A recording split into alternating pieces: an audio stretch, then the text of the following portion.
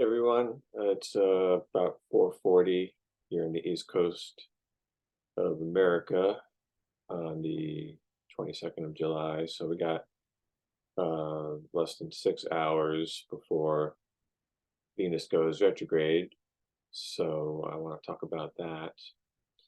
And I did a little write-up on my Facebook page, which is now Evolutionary Spirit Astrology. And just in case you don't know, the Patrick Flaherty page, which focused on astrology, is has been hacked. So don't go on that. It's I have no control over that page, and there's a scammer on there using the Patrick Flaherty Facebook page. So go to Evolutionary Astrology, uh, Evolutionary Spirit Astrology on Facebook. But my patrickflaherty.com website is still fine. So got that out of the way. So yeah, I talked about Venus in Leo and the archetypal meetup of those two planetary energies. Got a quintessential feminine energy having to do with relationships, and primary masculine energy having to do with our individuation, basically.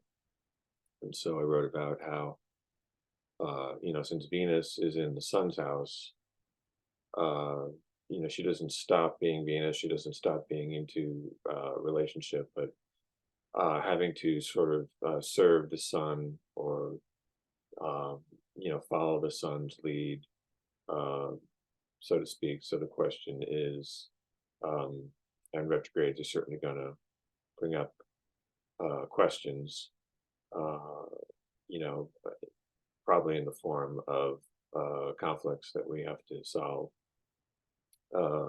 Question is, how do our relationships serve the growth of ourself?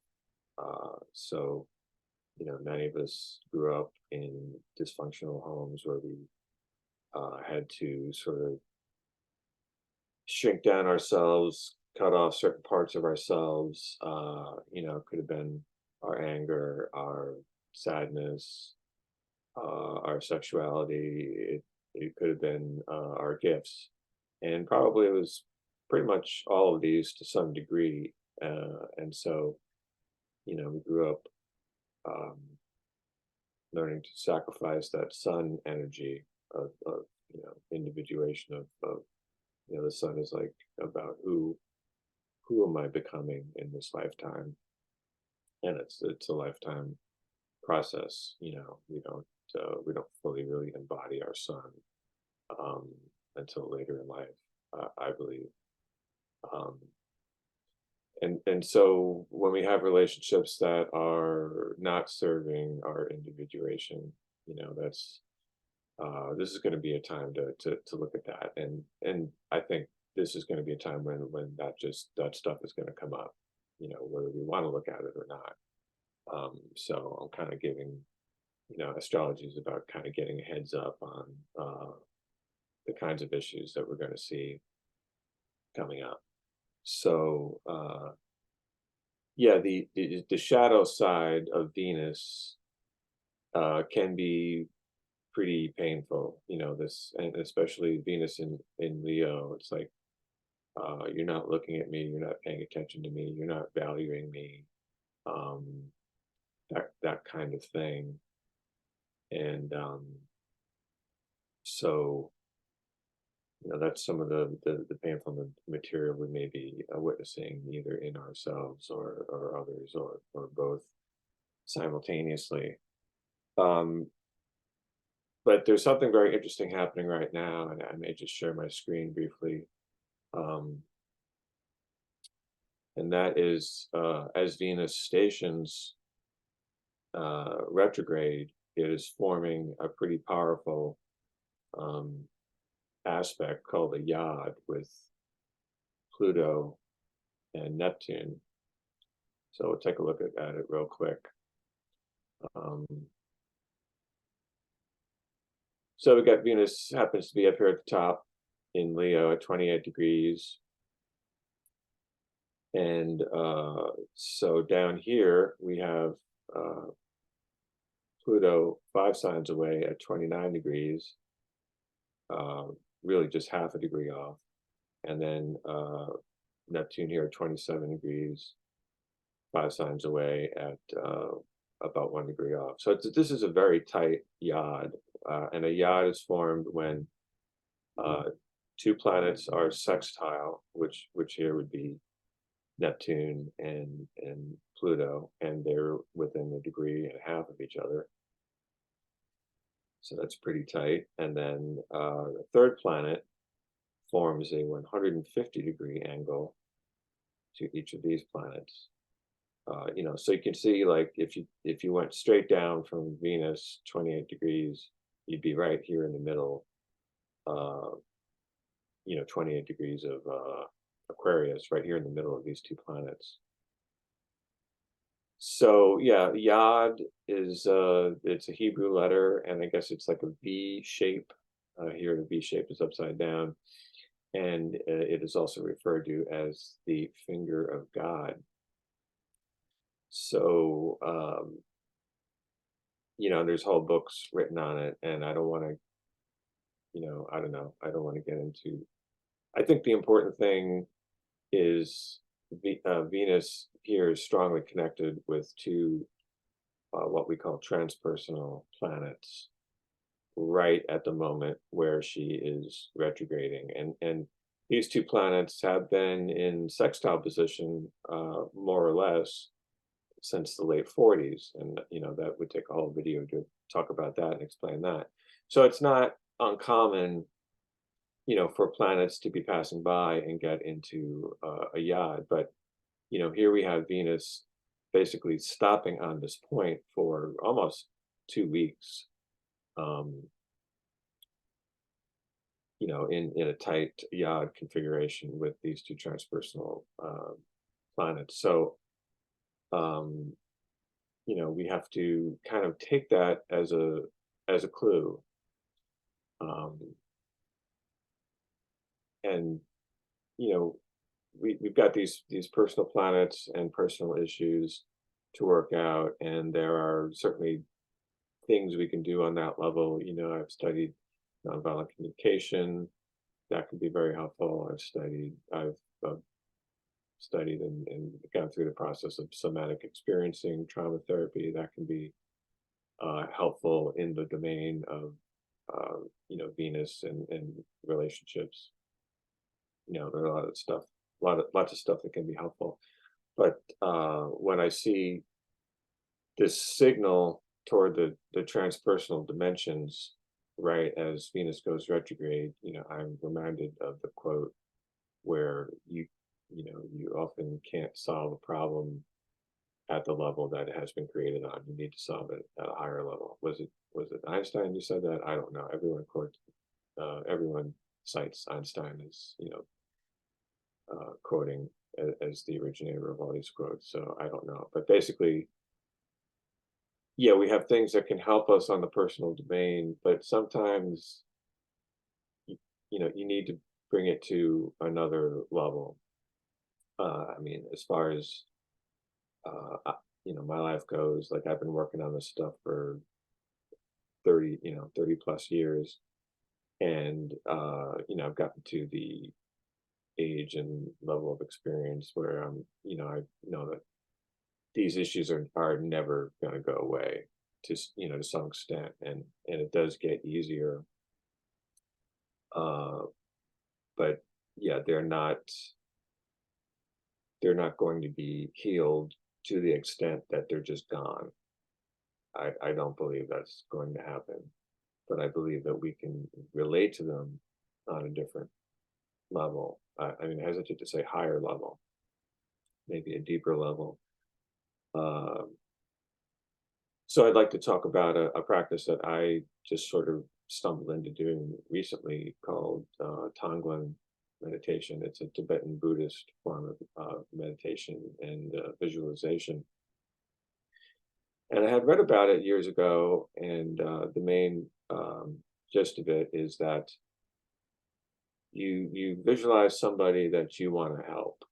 Okay, so don't pick an enemy or someone that you don't know or don't care to help or be involved with. But probably someone from your life that you like and that you feel like you would like to help out, and you visualize them in front of you, and then you either visualize or feel or both, uh, breathing in their pain. So you take some time. I mean, at first you kind of take some time to settle and focus on your breath. Breathing in, um, with no resistance, breathing out, releasing into spaciousness, that kind of thing. And then when you're settled, you pick your person, and you try and feel whatever they're feeling, whatever suffering they're going through, and then you start to breathe it into yourself, breathe in their pain, and then on your out breath, you visualize breathing out whatever kind of healing they need. So love, peace, spaciousness, that kind of thing, and you just kind of keep that going. Now, I remember, yeah, when I first read about this years ago, I just thought, well, that doesn't sound appealing to me at all. I'm, I'm like suffering all the time, and so I'm gonna breathe in more suffering. No, I don't think so. So I'm sure some of you are thinking that uh, right now, and yeah, I totally get that. Because I'm more apt to do visualization where I'm breathing in the light and the love, and then I'm breathing out the darkness and the suffering and the pain. That's I've done that, and that's totally valid. But I think they both can be useful. But just to share my experience with doing Tonglen for a few months. Not every day, maybe 10 minutes at a time, 10 20 minutes tops. Um, I haven't found the act of breathing in the pain and suffering of another. I haven't found that to be disturbing or alarming or causing me undue suffering, you know, visualizing that. But what I do find is that when I um, breathe out the love, and I usually visualize it as coming from my heart and then kind of expanding in all, 360 degrees directions, kind of toward the person that I'm working with. I do feel like when I'm breathing out the light and the love, that is healing me as well. So the breathing in the darkness isn't really uh, seeming to hurt me very much, and the breathing out the love and light is not only potentially healing the other person, but it's healing myself. So that's been my experience for whatever that's worth, and then you kind of get to the point where you sort of expand that, and you're breathing in um, sort of the pain and suffering, maybe of your immediate environment, and going up to the whole world, and then breathing out, the light and the love for a larger and larger sort of slice of humanity. I guess you could do the whole universe if you're really really ambitious. So um, and you can do it in the store to individuals, or in general. If you're just waiting in line at the store, you can uh, that's like a place you can practice that. um, so yeah, well, and what I realized about that this practice is it's very much related to Neptune and the themes that we associate with the archetype of Neptune.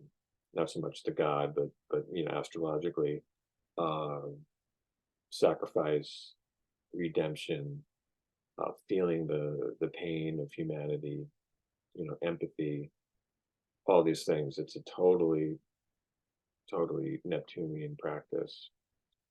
And so, if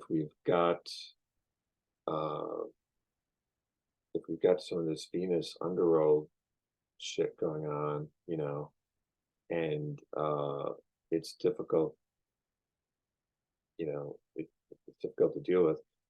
This is something you could try, in the privacy of your own room. You don't have to tell the other person that you did it or that you're doing it.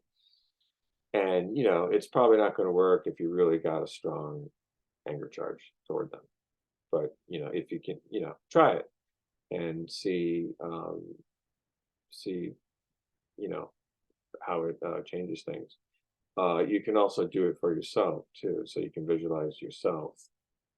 I had an image of myself come up in another process that I was doing, around a certain age, I don't know, maybe 10 years old. And so I use that image, and sometimes I just do it for myself. So, if it's feels like it's too much to do it for someone else or the whole world or whatever, you could start off just doing it, visualizing yourself, your present self, or maybe, I think doing it to, like an inner child self could be really, uh, really valuable. Uh, yeah. So yeah, that is, and Neptune, in evolutionary astrology is considered the higher octave of Venus. So I think that, yeah, Venus stationing in this Yod position for well over a week, very powerful aspect with Neptune and Pluto is giving us a clue as to, how we can take this, Venus retrograde to the next level, and so yeah, throwing Pluto in there as well. Uh, you've got themes of letting go, what in us needs to die, basically.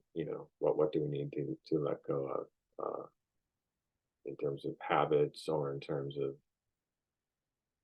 uh, ideas, ways of looking at things. So, that's how Pluto. That's how I see Pluto can be involved. Like just like in a meditation practice, and things come up, and we practice letting them go. That to me is Pluto. That letting go. So yeah, I would. That's my offering, as Venus is about to go retrograde. Uh, it's about, again, the self individuation, versus relationships, and how we can harmonize, our needs and the needs of others, and yet, and there's a lot of great techniques, to help us do that. And yet, if the trauma that's triggered is too much, then we may need to go to, bring out the big guns, so to speak, the transpersonal guns, and, communication, uh, is great. Learning how to communicate, and learning how to deal with our trauma, and, but the way I look at it is we're all, suffering, and we really need to try everything on every level. uh so try the mundane stuff, the personality stuff, and try the spiritual stuff, and, have it all work together. I guess the last thing, I'll talk about, and I'll share this with the screen too, and, I can post this link, is, the Venus star points.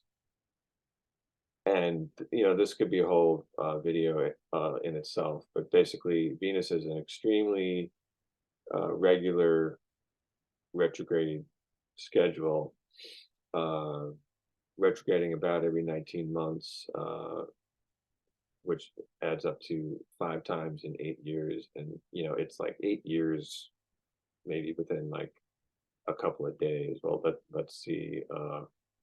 So we got August 13th, 2023. And the start points are when it conjuncts the sun. So we have the start point at August 13th is at 20 degrees of Leo, which is exactly halfway through the retrograde. And the retrograde spans from 8 to 28 degrees. But the start point is when the Venus and the Sun conjunct.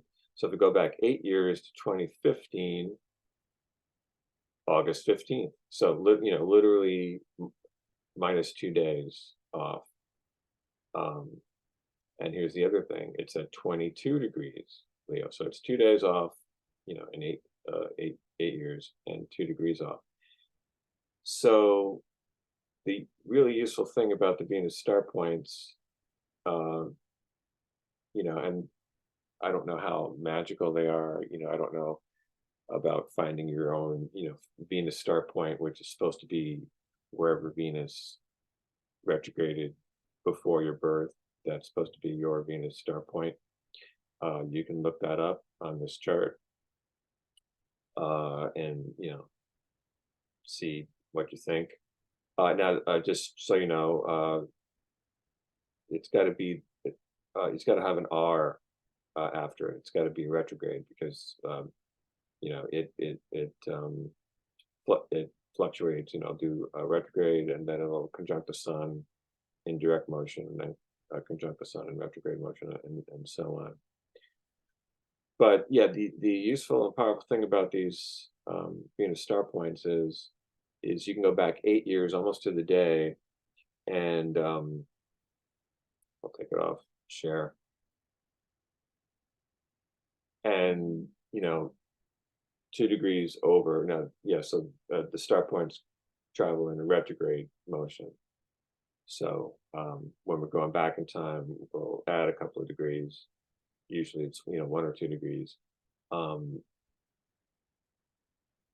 So basically 8 years ago, you would have had the Venus retrograde in almost the exact same spot.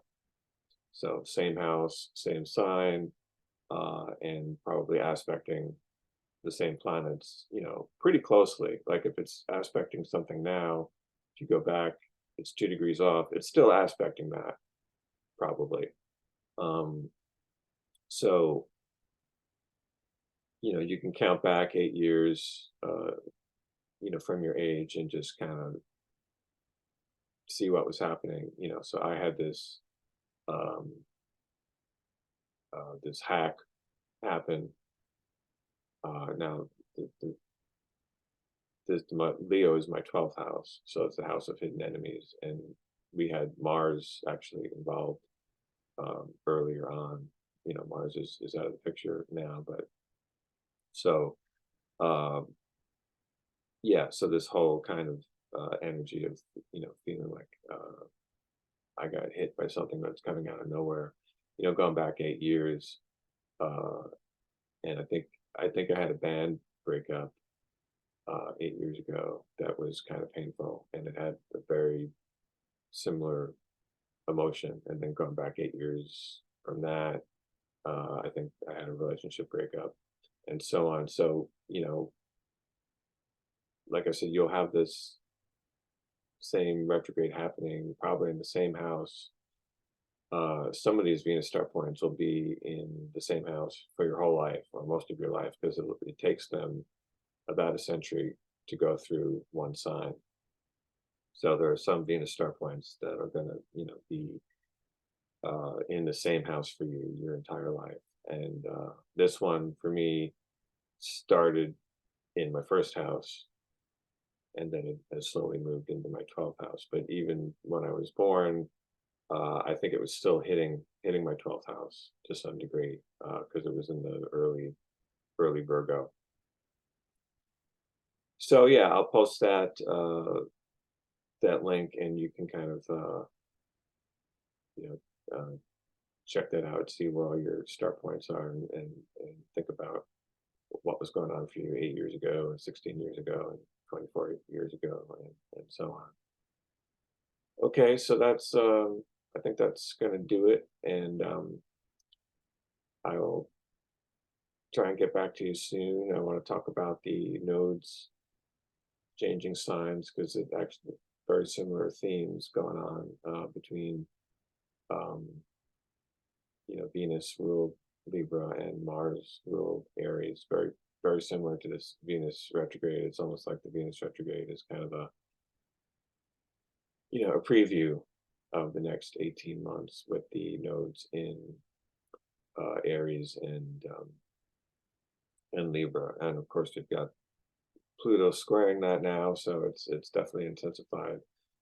So and we've got the Sun opposite Pluto right now in Cancer. So this is turning out for me, and from what I've heard for some other people, to be a pretty intense Venus retrograde, and it hasn't even started. So yeah, I hope some of this has been helpful, and I will see you next time. Thanks.